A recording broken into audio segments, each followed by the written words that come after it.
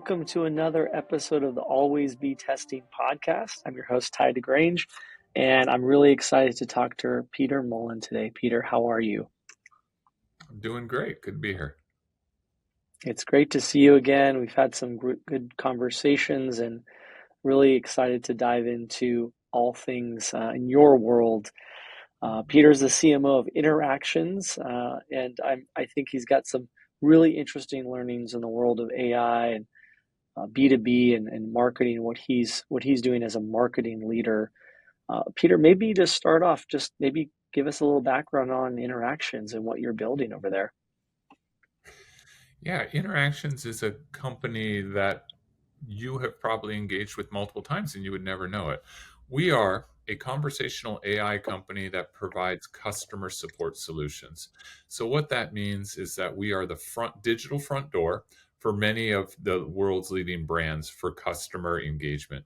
If you are calling to change an airline reservation, if you are calling to return shoes that are the wrong side, you get these automated experiences. And that's what we do. We deliver you a seamless, effortless experience that moves you through that whole conversation, usually without having to talk to a human being. And it brings in AI, both conversational and now, of course, generative. And I'm using voice as the example, but we do that in our industry, what's called omni-channel. So you can now think about your experience of where you start with a text, or maybe you are on a chat online, and then you have to go pick the kids up at school. So you move over to chat while you're waiting in line. And then finally, you get a little bit frustrated with many of your traditional providers, and then you make a telephone call. That's the bubble of what an omni-channel solution is. That's amazing. And we've all had those experiences with customer service, or some good, some not so good. And so it's such a kind of becoming such a critical piece, especially as people move to digital, right? Have you seen that just explode recently? First, you're absolutely right. There's a couple incredible trends here across all categories of business. And the first is this: we are bumping against the 3-year all-time low of customer experience in terms of how we as consumers feel about it. And the only time that in the past, it's been a trend for the last 3 years, customer service, people are fed up with it. The only time we have come close to these lows was in the months after 9/11. So that gives you context of the emotional state, the psychology of American and worldwide global users of Wow. services. So, that's number one. Everyone is fed up. Number two, digital personalization is becoming stronger and better and more powerful every single hour, even while you and I are talking. And that amazing thing in your pocket or in your purse, the cell phone, is enabling you to, over time, have higher and higher expectations of what actually you can do. And then contrast that with a global world of business that has not come close to catching up with what the consumer expectations are. So, that's where we are right now today in the world. Interactions did a survey that asked people, how many of you would rather plunge a toilet than talk to a customer service rep? And nearly 40% of the people would rather go into their bathroom and clean things up. So, that's Wow. what we're facing right now. Wow. That's an amazing problem statement and testament. And are there specific maybe use cases where it kind of is a no-brainer for a brand to like integrate with Interactions and sort of like what's the like ideal example in your perspective? Yeah, I love your phrasing that we are in a massive problem statement that's so obvious, and it's obvious to everyone at a dinner party, in a boardroom, anywhere in between. And here's what the solver, what I think it's going to look like. And then I'll talk about where Interactions fits. I believe, and this is my thesis, that over the next 10 years, customer support success can be one of the top metric indicators of a company's future forward earnings and perhaps their ARR, their annual recurring revenue. It's this important because our expectations are so low. Just to get them to baseline, you're going to begin to see companies separating one to the other. And you can see this, Ty, every single day of the week. I know just this week that we are talking here in late June, McDonald's canceled its AI ordering that it was testing at various drive-thrus because it had approximately an 80% success rate, but that means a 20% failure rate. one of the things that was not detailed is Mm. that there's a human success rate of only 86%. So all in all, AI was not doing bad from a customer service perspective, but we demand more. We demand better. So you can picture a decade from now, ideally, this is my world. Companies are vying to show better customer respect because it's become almost the exclusive area where the brand is talking to you and I. It's the one touch point. And we don't want you going back to your next dinner party and saying that it stinks and that you're going to go to a different airline or stay at a different hotel chain. So where interactions works is that we provide this, like I said, to a lot of the really top brands in the world. And companies that look at us today, they're looking at having what we say from a brand perspective is a craveable experience. They're not looking to get you in and out of the experience. We're looking to get you in and out of the experience, but with a smile on your face. And that sounds pretty basic, right? That's everything we've all grown up with learning, treat your customer right. But it's surprisingly unique in the whole CX customer experience world that we all exist in. Wow. Yeah, well said. It seems like such a big problem. It's starting to get the AI, treatment, if you will, right? And it seems like there's still this large gap that you're alluding to, that it's still not quite where customers want it to be. So it seems like a really massive opportunity for your business and for the industry. So, I know you have a lot of performance marketers, affiliate marketers who listen to a podcast like this, and they may or may not be involved in customer experience. But here's why this is actually really cool and really important. What's happening in CX, arguably, is happening faster than it is in other industries with AI coming in. So, interactions, we've been around about 20 years. We're OGs, original gangsters of conversational AI. And you've heard of generative AI, you may have heard of conversational AI. We've been building AI systems for a long time.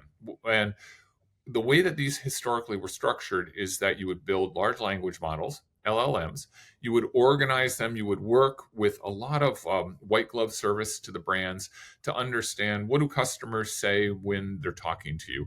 Um, Many of our solutions, for example, have more than 300 ways to interpret no, that simple word of no, or to interpret what a grunt or a half grunt like actually means.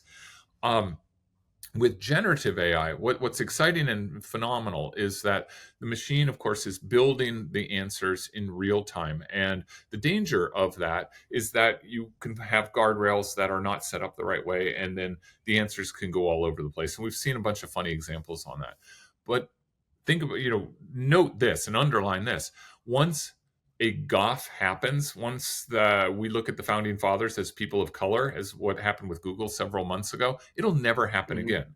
So these hallucinations or other challenges that are popping up right now, putting glue on pizza, another thing that happened not that long ago with an answer that went viral, they're not going to happen a second time. This is moving so quickly. And from an affiliate or from a performance marketer, for marketers who are saying, what's going on in this world? I'm hearing that this is changing. I'm seeing it a little bit. Look at customer experience and look at the companies that are starting to change, how they're changing, because there's billions, hundreds of billions of dollars riding on this. If companies can reduce OPEX expenses by reducing the number of human beings that are answering routine phone calls or chats, and instead move those human beings into more productive areas because the AI is taking care of it. Well, wow. Now you're talking about the bottom line. Now you're talking about things that are moving the needle. You'll see it happening in CX. You'll see it happening in marketing. Marketing is another area where there's a lot of change coming. And then it's just use those as indicators to understand how fast the market is moving. Yeah, that's amazing. It's funny, and look, talking to you and learning more about interactions, and um, you know, seeing that you guys are talking about performance driven partnership. I think that's fascinating because it is central to kind of the performance marketing world that we've talked about a little bit, and it's very central to affiliate marketing. And I when I talk about pricing for SaaS with my COO and close collaborator, the Slack pricing model is really interesting to me, in that you're kind of intelligently pricing it. I don't know how you guys are doing. Maybe you don't have to share all of the details, but I like that you're kind of messaging that type of performance based pricing, Can you share maybe a little bit about like the philosophy behind that and how it's maybe similar or different to kind of Slack's pricing? Because I think more SaaS brands should consider that. I think it's a very compelling way to position the market. Well, I'll take a slight pivot on this, which is something super cool that we're doing, and um, the market is beginning to follow us. So for over a decade, Interactions has various pricing models that are based on what individual clients need. How do we think about this? And in the CX world, you price through resolutions, through average handle time, AHT, through other metrics. Well, we almost unique in the industry have something called success-based pricing. And what this simply means is that if we're not hitting the KPIs that are set up in the partnership between us and a client, we don't get paid. And this turns the paradigm on its head. Again, it's something that we nod our heads at. We all are familiar with this. Hey, I got to do a good job. If I don't fix the leak in your sink, you're not going to pay me. Success-based pricing. It's rather unique in the CX industry. But what we have seen in SaaS, and Wall Street Journal just put out an article about this somewhere in the last handful of months, up to 30% of companies now in the SaaS ecosystem are considering or have already started to implement elements of this success model. And it's the right way to go, because then everyone's got skin in the game, and you're building what's most important here in 2024 and beyond: authenticity, loyalty, working for consecutive wins over time. So over time, what American capitalism is doing is it's removing some of the transactional nature of things, because it must. And as you know, from a B2B standpoint, and then SaaS as a subcategory of that, we are getting to the point where the loyalty elements count for more than anything else. So when you start thinking about pricing in this format, it changes the relationship between vendor, client, partner, everybody that's involved. That's amazing. I love it. And Peter, maybe taking a brief detour just back to you and your background, CMO of Interactions or leading a team, you've had this great B2B marketing experience. Maybe tell folks in the audience just a little bit about your background. Um, the high bullet points are that I am a writer and I was a journalist. I came from the East Coast with a lot of bylines and expected to move to Silicon Valley and become a journalist. My wife is a physician, and she did her medical residency out here. So we had the fortune of landing here. And man, I'm going to date myself. The month that this little company called Netscape went public and brought the browser to the world, the month that everything changed. And man, I got super Good lucky, timing. especially when you think about what's happened to journalism over the past 2, 3 decades. I got so lucky that I was able to take some of that learning how to write a sentence, how to tell a story, and bring it into high tech. So, and as a fun sidebar, storytelling has a 20x higher capacity for you to remember it than giving out mere facts. That's a little hat tip to all the brand marketers out there. Um, I Like worked it. for several startups. I worked for Gartner. I was really fortunate that I was able to take my storytelling and become part of the original team at Netflix during the fastest growth rate that it had through the IPO. And then over the next subsequent years, I was Amazing. able to work for a company that was involved with a lot of startups. I have a high social impact desire. So I want to do good in the world while also making a profit. So I worked in Love it. education technology with a small private equity firm. But anyway, to speed all of that up, where I get to say I have a vector of impact, where my love is and where my skills are right at that intersection point of new ideas that are ready to scale at a massive scale. And when you think about Netflix, that kind of that fits.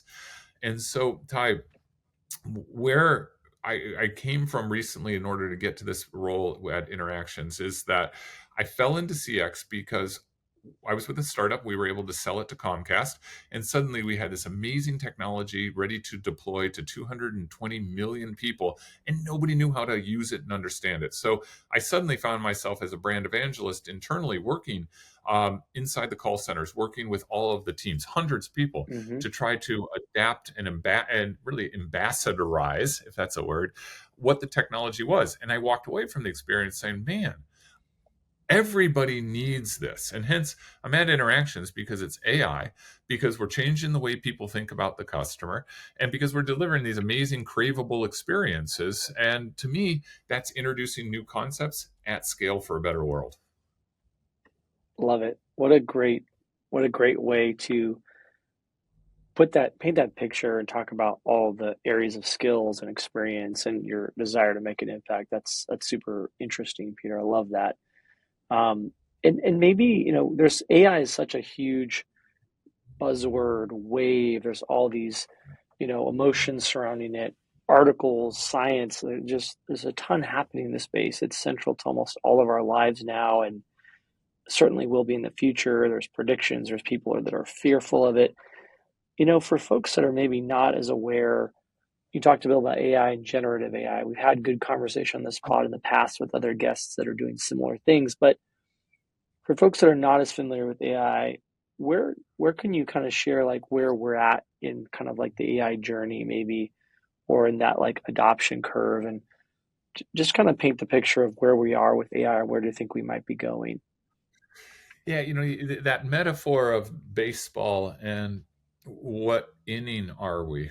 Um, the baseball player has not yet awakened and had his morning coffee, let alone taken a shower and then laced up his cleats and gone to the field. We are so incredibly early, and the adoption curve is not going to be anything that we're going to be able to process or understand. It's going to happen that quickly. From a business standpoint, if you want to start, at the very top, and think about a company like Nvidia, and at the time we're talking, it is just displaced Microsoft as the most valuable company in the entire world and pushed Apple aside. And who knows what will happen in the weeks and months ahead. But their GPUs, their systems are in such high demand that you're going to have very quickly some winners and some losers. Those who can get NVIDIA hardware are going to be able to accelerate and move forward. Those who aren't are going to start being left behind. So as you see this incredible adoption curve, there will be some splintering. The people who are left behind, the people who are surging forward. Um, with the exponential nature of the learning, we are going to see um, new things happening at a rate that quite honestly the human brain is not able to process. And now we're getting into a little bit of neurology or just brain science of how we want to think about this. But what we should be thinking about in the aggregate is that our brains are not ready to process the speed of change. And so, how do we solve that? The way I'm trying to solve it is I'm trying to constantly think ahead. What do we have today, and what does it look like 6 months from now? That little vignette that I said, that whatever mistake or gaffe or glue on pizza analogy that we all laugh at, it ain't going to happen again. And you have to start thinking that way really, really rapidly, because it's the only way to stay nimble and stay slightly ahead of the curve. Now, all the way down on the very base emotional levels of, is this good or is this bad? The answer is yes. The way to think about AI, and I'm keeping it so super simple because this is how it works for me. It is an annoying teenager who is only going to do what you want it to do if you specifically ask it in the right way. And it's not your friend. It's not your companion, despite the soft voices that you sometimes hear with some of the different companies out there. It is there to deliver an idea and a concept. And you are required to ask it in just the right way and ask it a second and third time, because that teenager doesn't want to get off the couch. He's playing a video game. He's completely comfy, and you are urging them to get up to do something for you. So make it, you want to be the parent in this thing. And then, the last part about, and I'm praying and spraying a little bit in how I'm answering this, but all these issues are happening so quickly that it's hard to keep track. Yeah. What are the guardrails? Yep. What's the responsibility? What are the ethics around this? What's the morality of AI? Things that here in Silicon Valley we don't talk about that much, but they're really key for all of us, whether we're in marketing or not, to be thinking about. The EU is ahead of America in how they're thinking about this, and some of the things that they're trying to put guardrails around. Maybe they're too much, maybe they're not enough, but it's worth looking at that framework for all of us. Biden had his executive order that came out a couple quarters ago about how to think of it. Now, this is not political at all, but just everybody should look at that page and a Yep. half of items and then say, okay, this is the framework for how I think about these things. Responsible AI needs to be, I think, one of the top three issues over the next decade as we build it out. And then the last part of it, again, following my concept of spraying and praying on it, are you and I going to lose our jobs over the next couple years? Or are we going to be 10x more successful because we have something in our hip pocket that's just going to do all the crap that we don't want to do ourselves? Um, Yeah. there is going to be massive displacement. I see this in CX. Watch what's happening in CX over the next couple years. Watch the public companies that are out there right now that have lost some such insane market share over the past 24 months. Um, they will probably bounce back, those companies, but what it means is that the old model of human beings doing repetitive tasks really is heading toward the exit. And it will take time, but there will be less workers. We have to be very thoughtful about that. The workers who are going to thrive are going to be doing very different jobs than they're doing today. Yeah, absolutely. It's fascinating. Your comments kind of are interesting. I think Europe is definitely more on the guardrail side of things. It also brings to mind the recent OpenAI kerfuffle, and obviously there's been a ton of success, and Sam has done phenomenally well in terms of product innovation and building, and that their ability to like basically strike a deal with the handsets of the world essentially, and then you've got Google doing the same with Android and Gemini is very fascinating. I'm very curious to see where is it Ilya, his co-founder or one of his product leaders is left and is launching something new. So that's going to be really interesting to see what they do because it sounded like they were very concerned about safety and guardrails, if I recall correctly, and he was. I would imagine he'll want to address that in his new company. You know, the genie is out of the bottle, and many of these companies, and I'm not speaking about the folks that you just referenced, and I know what you're talking about. There's been a lot of conversation and challenges with OpenAI and with its regulation slash ethics department, and where it has gone, why people are leaving.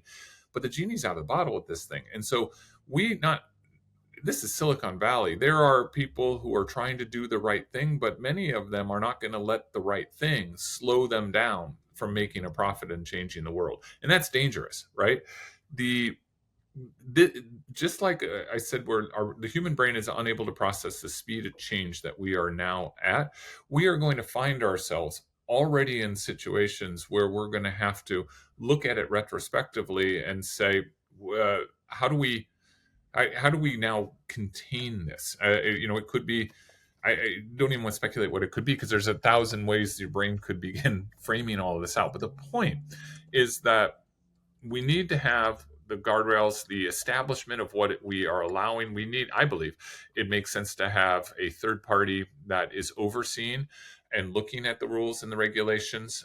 Not a pretend doesn't even have to be a government organization. It could be a organization that has government as part of it, has private groups, has nonprofit groups. These are really massive things that we have to figure out. And again, the challenge is the speed at which change is taking place. We can't keep up right now. Yeah, the can't keep up right now part is pretty wild. It's a pace that's pretty wild. Um, you talked about Netflix, and obviously where you are now is a different journey, different business, different animal. Can you share a little bit, maybe like what kind of got you into the B2B side and the software side of that realm in your career?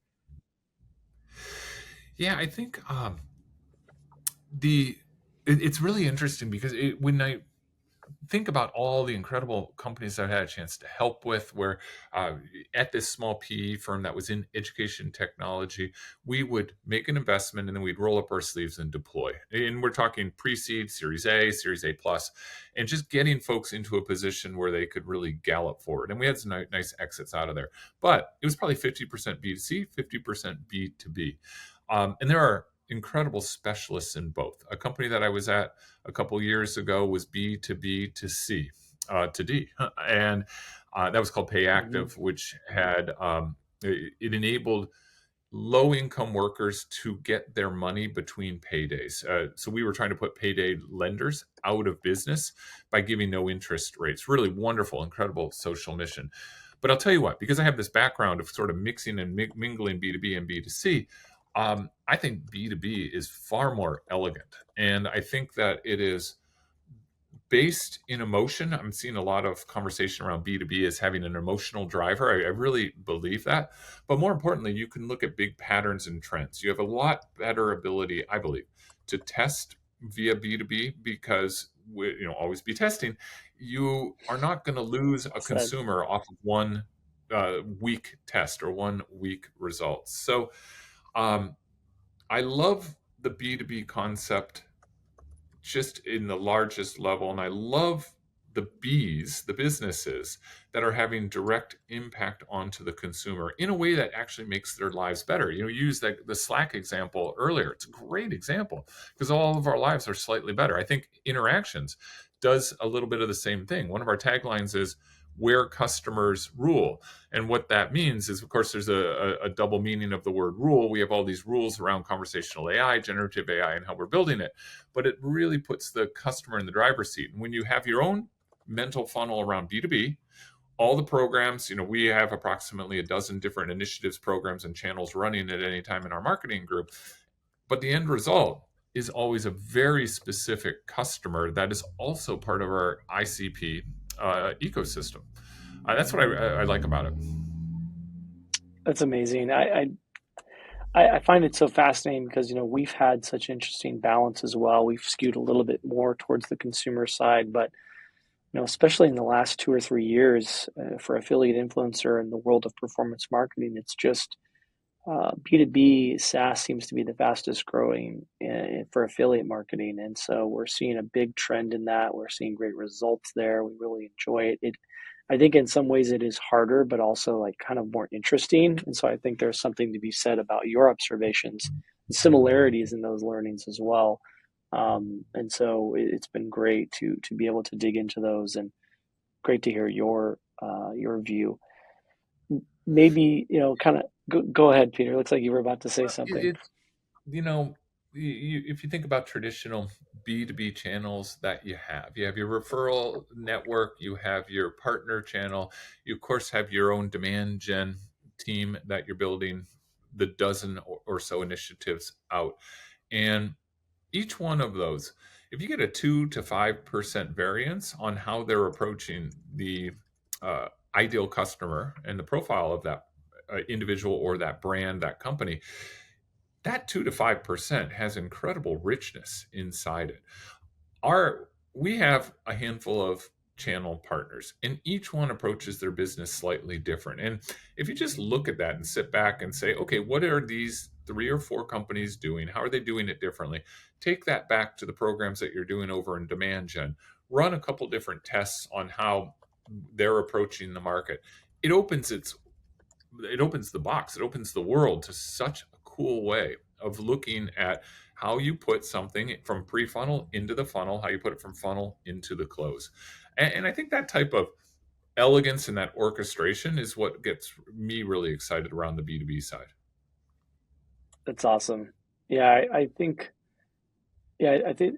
you may like not have as much like velocity or volume at times depending on the business. And obviously there's times when that's still there certainly, and I know you're seeing insane volume and growth and exciting things. But I think there's like a care there and a detail and a quality level that is interesting to kind of watch.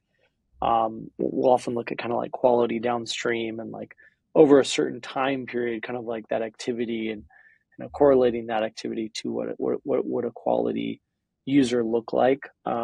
So it's definitely fun. There's certainly a lot to dive into about it. I can't believe I'm saying this in 2024 to a podcast that renowned for digital marketing and testing, but type for the past year or so, our strongest channel has been in-person events in a very specific way. And the reason I can't believe that I'm saying it is that we're all digital marketers and we're all thinking about A/B tests. I'm looking at the landing pages after 36 hours. We're swapping them out for the next one. We're thinking about what we're going to do in a cookieless world. All of these kind of day by day stuff. Yet, in this world where I'm in CX, where AI is leading the charge, I would say somewhere between 75% upward of my buyers trying to sit on their hands right now.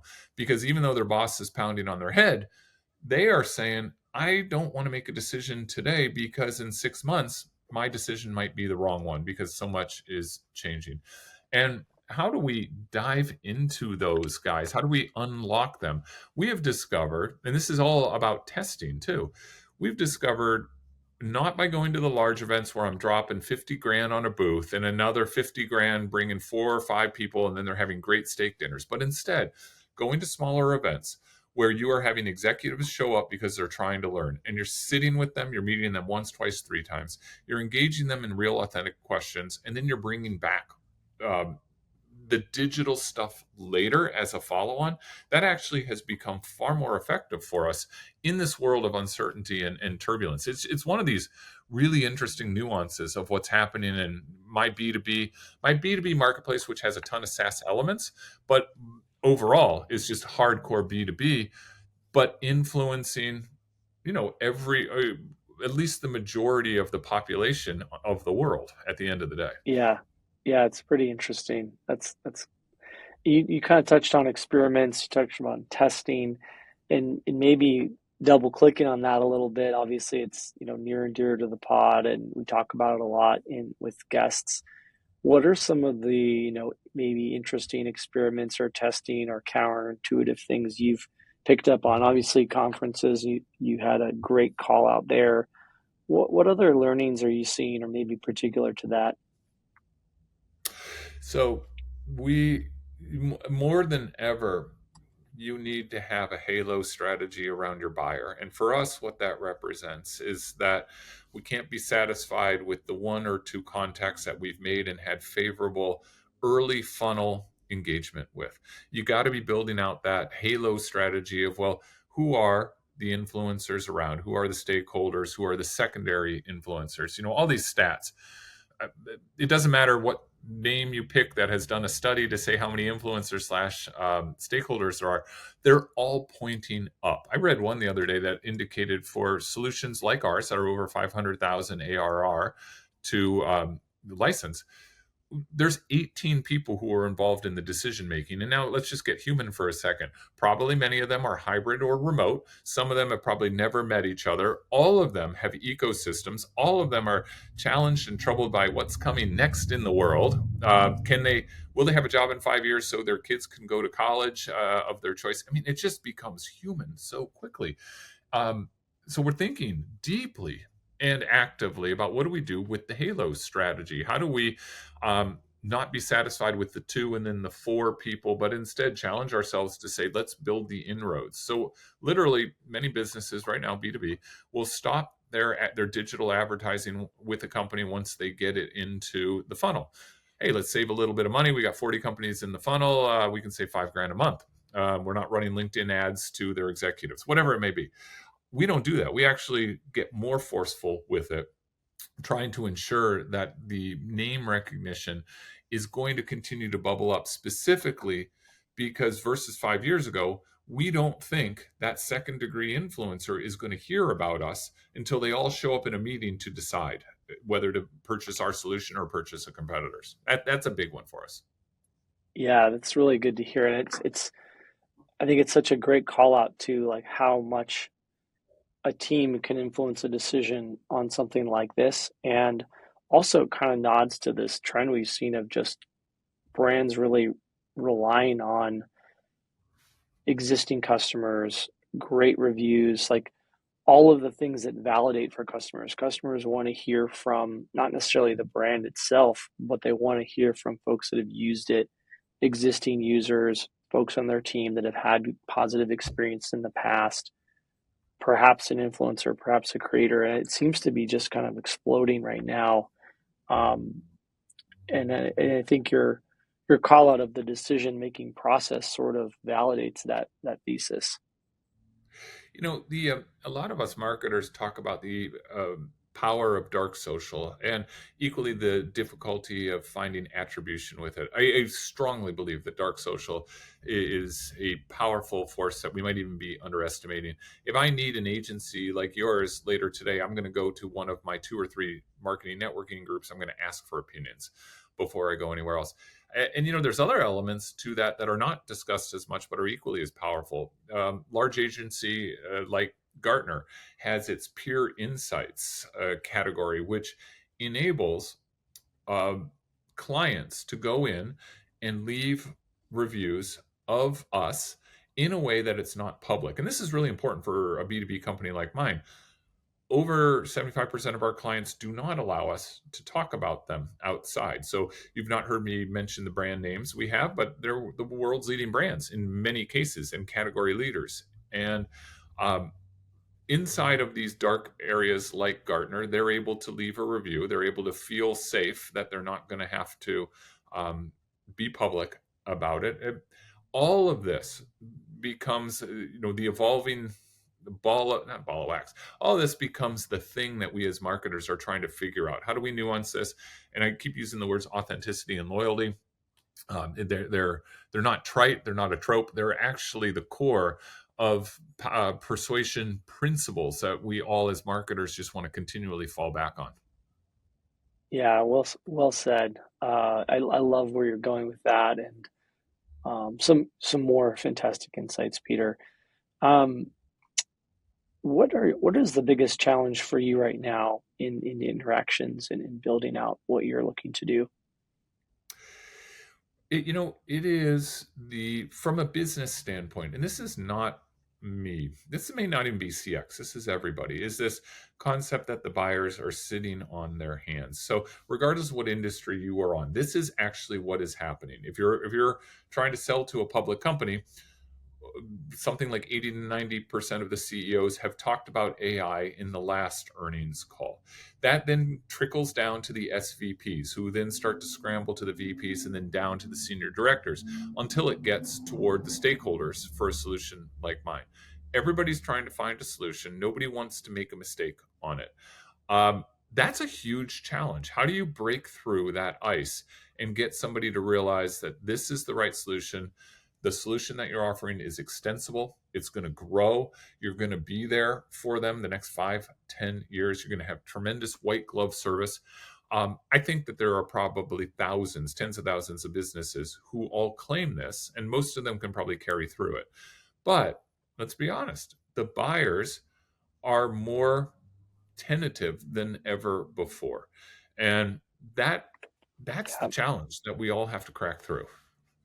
yeah, no one wants to add a cost to their P&L and without really huge validation and confidence, and it definitely is warranted in a more cautious spending period, which is not necessarily a bad thing, but it's definitely a challenge, which I would see and hear and echo and validate from a lot of folks that are sharing what they're learning right now. 100%. And here's a mistake that many sales folks and marketers are making. To counter that, the most natural thing to do is to talk about the ROI. Here's what I'm going to get you. Here's the time when I'm going to deliver it. Hey, that's all part of the equation, but that's techs and specs. You must, this is mandatory for all of us as marketers. We've got to elevate that conversation up into the rare air where what we're offering is fundamentally unique than any other vendor out there. And so, yes, you can put an OKR, a KPI, an ROI number to it. You can show efficiencies of what's going to be delivered, but you also have to demonstrate how it is going to grow over the next 2 years, 5 years, 10 years, how you're going to be there for them the whole step of the way. I mean, it's truly what the ethos of interactions is, of how we think about these things, leads to a slower conversation at some point, but it also is a really great discrimination conversation, because think about how many leads that all of us get out there that are not real leads. They're in the pipeline somewhere but near the middle stage, but they're kind of never going to go anywhere, and we all know that.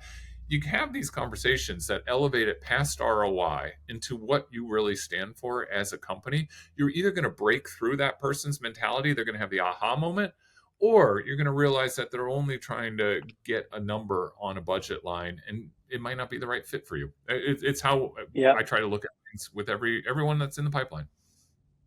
Yeah, I think it's a spot on point from your experience to be able to really ROI is great, but how do you are you really elevating the importance and the differentiation and the uniqueness of what you're talking about? Because ultimately, if they can get that from something else, it really doesn't make as much sense for them to be focused and prioritized on the offer or the conversation that you're having. So I love that idea. Um, Peter, what about your career in your arc and your development? Is there an inspiration or a mentor or hero that was really influential on you that you want to share with the audience? Probably too many to count. Um, you know, Having the benefit of being in Silicon Valley since the late 90s gives me a chance to see folks who have really made such a difference. And one of the names that is no longer familiar to people, but has been really impactful to me, is a guy named Bill Campbell. And he passed away almost a decade ago. He was the two-time CEO of Intuit. He was, before he got into business, he was the football coach of Columbia University. And one of the things that I have really taken from his philosophies is how you need to let the folks that you're working with breathe, and you need to create an environment where there is no fear. Strongly believe in that, where you must require the individuals working with you to lean forward in their chairs. And what that means is that they want to do something, they're eager to do it. It doesn't have anything to do necessarily with a paycheck, but they got a lot of pride in what they do. And so they're pushing for something. Today, I follow a lot of those tenets that came from Campbell. And I think about the folks as players in a sports team, oftentimes. That also creates this is a Netflix philosophy. It creates a nice barrier that you are part of a pro sports team. You're all in it to win the championship, but there are some very distinct borders between work and non-work. And by being a pro athlete, you maintain that boundary. So that has been incredibly influential. The Campbell workings, excuse me, the philosophies with it.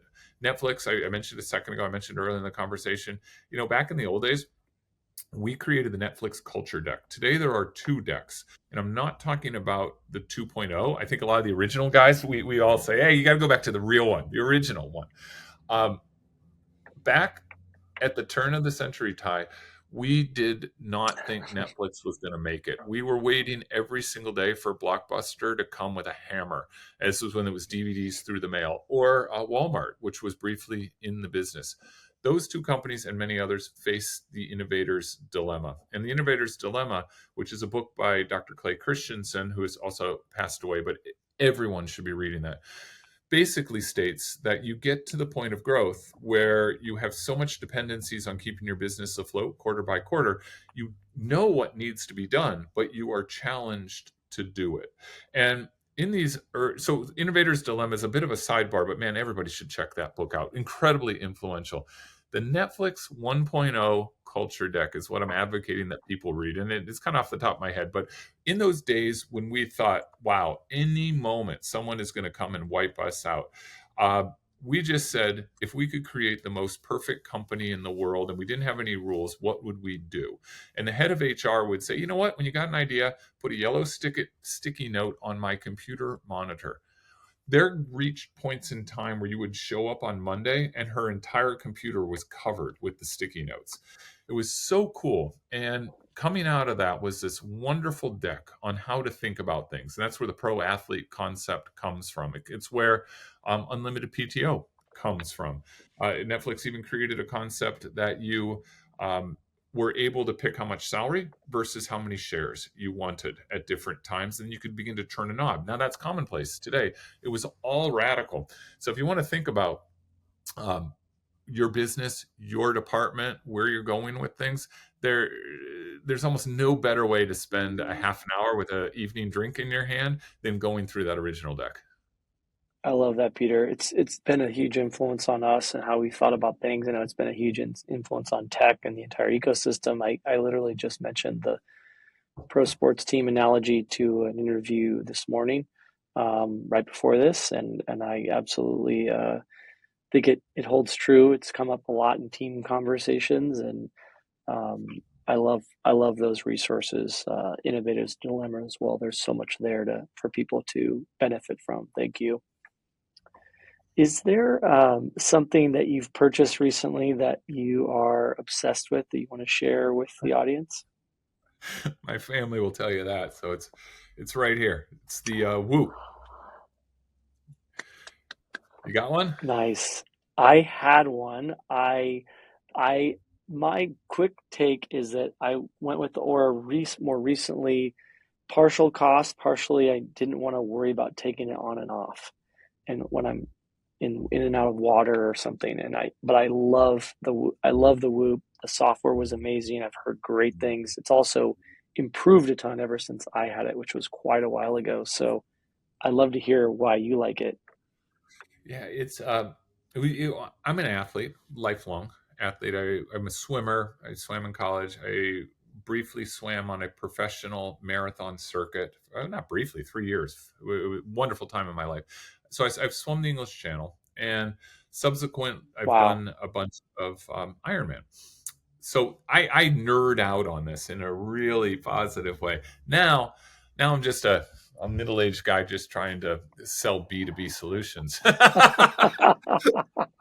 But uh, this is love it. phenomenal. So it, it is giving me a level of insight of what my body is doing and what the Whoop is. It's a wristband. It's not just for athletes. It's for anybody who want to track things like your strain. How much effort are you putting in during the day? They track your overall health. There's a heart rate variability index, which actually is able to predict that I'm getting sick before I can feel myself getting sick. Yeah, It monitors my sleep. It's able to tell in a way my Garmin watch and other things, my Apple watch, have not been able to tell when I'm in bed, but I'm awake. So what it all means is that I'm able to now have a wholer, call it holistic view of how my health is and what's been the outcome of that.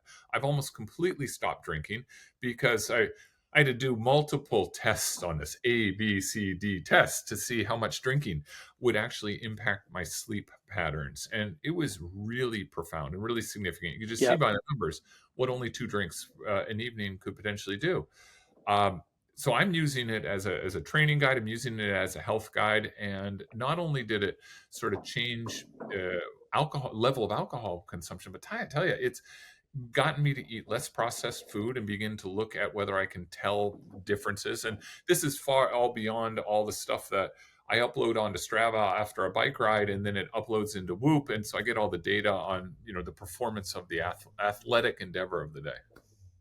I love that. It's motivating, it's inspiring. It's such a cool, breakdown of how you're interacting with it and it's fun to nerd out on those kind of things. It's amazing to see that just take off. Our team loves to talk about those things. I personally enjoy it. My wife and I have the Aura, and we're comparing sleep and also seeing the impacts of lifestyle choices, drinking, sleep, sweets, processed foods, and how those make a material impact on the sleep health um, and I get to track workouts and stuff too. So I feel like very similar. Our team loves that health and wellness conversation in terms of how to think about marketing those products, but also just using them and benefiting from them. I love that industry. It's fantastic.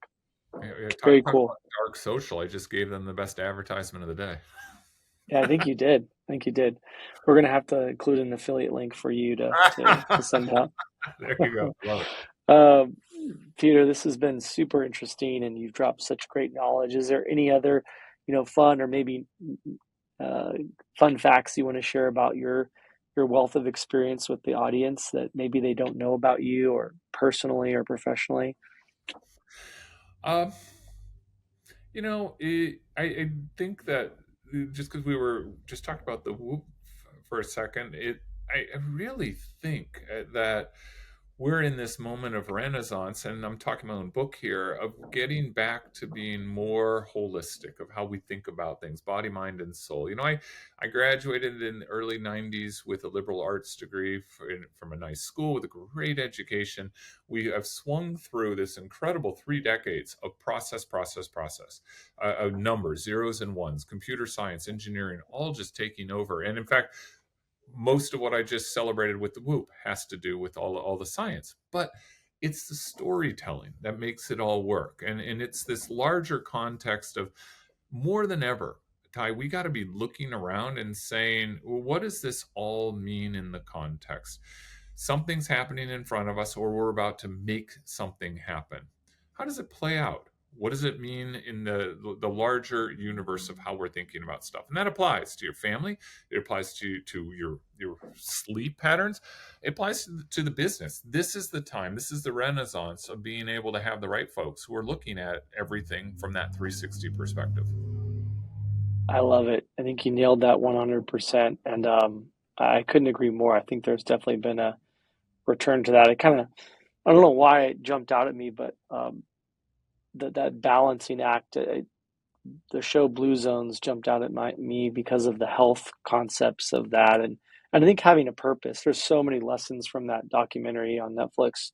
And I'm sure you're familiar with the book and the research, but um, it's not to say we're gonna all live to 100, all have perfect lives, but you try to like gather pieces that kind of give you enough while we're all working hard on tech and marketing and other things. So I like that kind of return to the story element. I think that's what drives us a lot of times.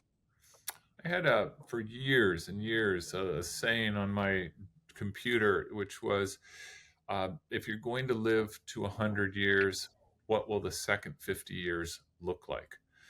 And what that means, in, ingrained in that simple statement, was that we need to plan for this incredible longevity. Like Blue Zone, you want to plan for it with a huge element of wellness. Because if you don't have wellness, none of this conversation matters. And you're not always going to have it. You are not going to have wellness nonstop. So, what do you do to put yourself in a position that you're ready to respond to it mentally? You're able, intelligent enough to respond to it practically, whatever is going to hit you. But then, at the end of that little fun sentence, the second 50 years, set yourself up now so you're really set up for the next second half of your life. Yeah, well said. What an amazing thing to end on, Peter.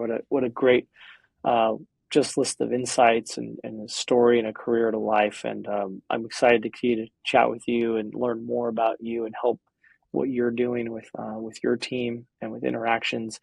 For those that want to learn more about you, what's the best way for them to find you and communicate with you? Well, you can always find me on LinkedIn, Peter Mullen. I also go by initials PH Mullen, and that's where I tend to drop all the nuggets of content. I'm saying that facetiously because I'm not a very good influencer.